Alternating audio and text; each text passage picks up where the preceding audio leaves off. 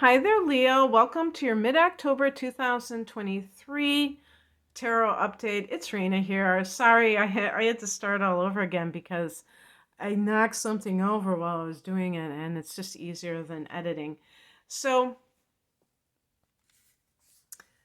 the heart of the matter is the Seven of Wands, and this deck is called the Light Seers tarot deck. I love how they depict the Seven of Wands because they show this protective bubble. This is a card of standing your ground, which can mean defense. And in the traditional Rider Waite deck, they show someone, kind of fending off a potential attack. And I think that this is a more positive depiction of the Seven of Wands because the person is in a meditative stance or posture. And it's really about, it's not about like, oh my gosh, don't hurt me.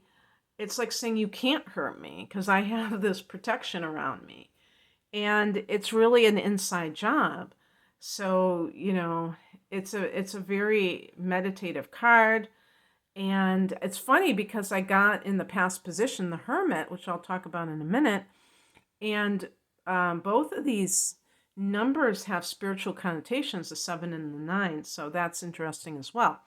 So the 7 of Wands can mean that Leo people uncharacteristically have found themselves under some kind of, when I say attack, what I really mean is that you may have been criticized maybe unfairly recently, or if you're in a job and you feel like you are being singled out, and it's interesting because not all Leo people are the same, even if you all have the same sun sign. Some Leo people are very close to Cancer, or they're very close to Virgo, and they're not they humana. They might be a little bit less sure of themselves because those are both feminine signs. They're both Cancer is sensitive and Virgo is self-critical, which I guess it's a form of sensitivity, but it's not emotional per se. It's more like overanalyzing. So some of you Leos that are like that, you may feel like you're being bullied, or that that you're being like if you're in the workplace and you feel like you're this magnet for other people's negative energy. In the past position, we have the Hermit card, so that may either speak to actual isolation or contemplation. I don't like the word isolation, but solitude, spending more time by yourself. Maybe you just recently came back into the workplace after, having a hiatus, and it's like, you don't like that vibe because you can sense this contrast of how it was and how it is, and that's actually a good thing because you may find in those kinds of situations that you're like, no, I can't do this anymore. I have to live a life that is intentional, that is really something that is peaceful for me. I mean, a lot of times it takes kind of like stepping off of that hamster wheel to be able to see it for what it is. When I say hamster wheel, I'm talking about doing something like, always working and doing it because maybe you think that that's what you're supposed to be doing. If somebody really loves what they do, and even if they're working long hours, and if they're working for someone else, that's perfectly fine. That's great. I'm talking about when people feel like they have to do it because they're fitting in with this preconceived notion about what a person does in the world. And so those kinds of things are going to be problematic because we're all different. And you may just be like, you know what? I can't take this crap anymore. It was like par for the course back then, but now I'm just so over it. And with it's funny. I don't even know if if I brought this card up. That's so weird. But yeah, so the past position we have the Hermit, and so if I already lifted this card up, I'm sorry. I got a little discombobulated when I had to start this reading over again. But yeah, so this is a card. This is also connected to the sign of Virgo. And it really is about, soul searching, thinking about your life. Maybe you've had some kind of an event, a death in the family, something kind of like with yourself that, made you really take things seriously. And that is leading you to say, it could even be in a positive way with the Seven of Wands. I'm done with, kind of like answering for myself, defending myself. Like if you separated, that's the other thing too with a personal relationship. The Hermit card, I often think of somebody who's separated from in their marriage, and you realize that you have been on the defensive for quite a while, and you're done because you just don't feel like you should have to do that. The higher message is the King of Cups. This, in some cases, this might even be an individual.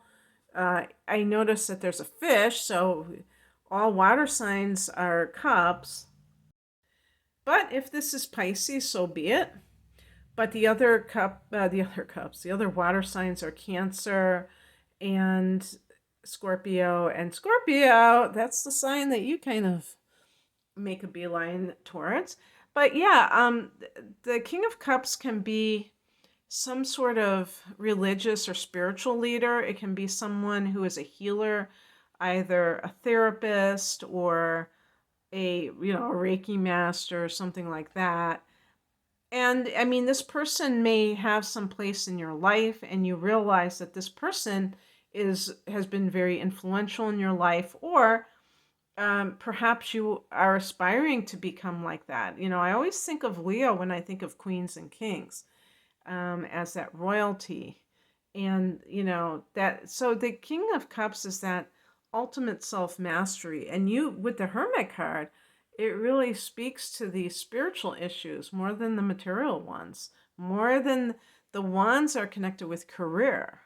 And, some people will make such great sacrifices for their career, but then, something comes up and they realize that it was way too much of a sacrifice.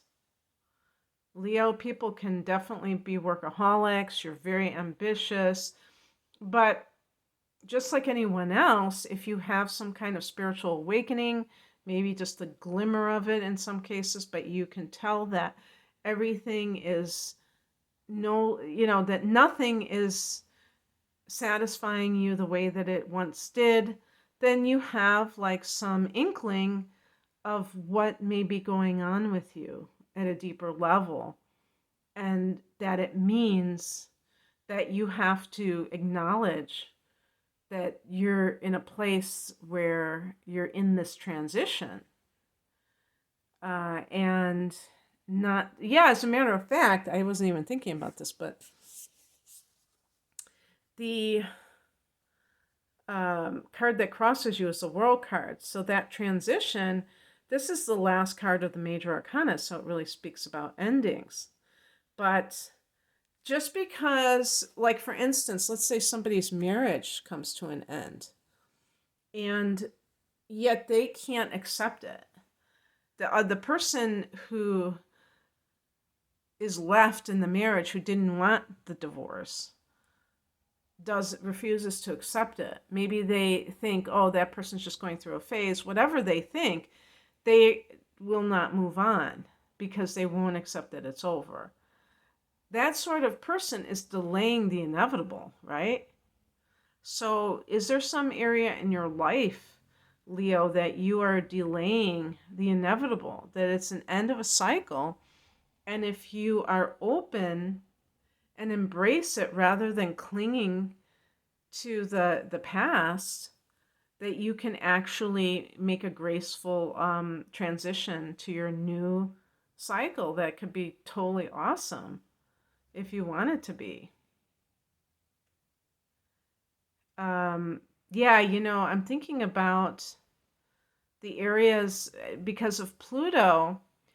Pluto has been in your sixth house in Capricorn for so long, and recently went into Aquarius, but now is back in Capricorn. So it might be those issues of the workplace. It might be the issue, and that's like a power struggle that might be occurring. But then you have to look within, and that's what the Seven of Wands could be as well. Well, actually, the Hermit card especially. But then when it goes back into Aquarius in that seventh house, it's like all those that shadow work of like the relationship, or the kind of unearthing of the truth of something with a committed partnership. And sometimes it's not very pleasant, that you had a full moon in this area at the beginning of August, so a couple of months ago. So this might be the fallout for some of you when it comes to that. What's coming in is the Empress card. You can see the pregnancy. Of course, that could possibly be for some people, either you're pregnant or or as a man, someone that you have impregnated someone and you're expecting a child. I really like some of the imagery in here. And this is also a card of creativity. So if you have been like postponing, quitting your job, for instance, this may be, because Pluto, being in Capricorn, maybe at some point you'll be able to really see things as they are. But the Empress suggests maybe you're doing something with your creativity. Leo rules the house of creativity, the fifth house. So it wouldn't surprise me if some of you are going to go back into to that area. And it could run the gamut. It doesn't have to be that you're necessarily a performer. Maybe you're a teacher in the performing arts, or you work behind the scenes. It could be anything, but you just have such a love of creativity and a talent for it that it may be more in alignment with what it is that gives you passion in life. And the outcome is the Four of Wands. The last two cards are cards that I associate with family. This is a card of joy, it could be a new home, but it could be like having a joyful type of home life. And sometimes I think that card may even be indicative of like if you're getting divorced and you're no longer under the same roof with that person that you were with, that it's such a relief because you don't feel that sense of like, oh my gosh, this person is just such a downer and I don't like to be around that person, but you feel that sense of relief that you can kind of be away from that negative energy.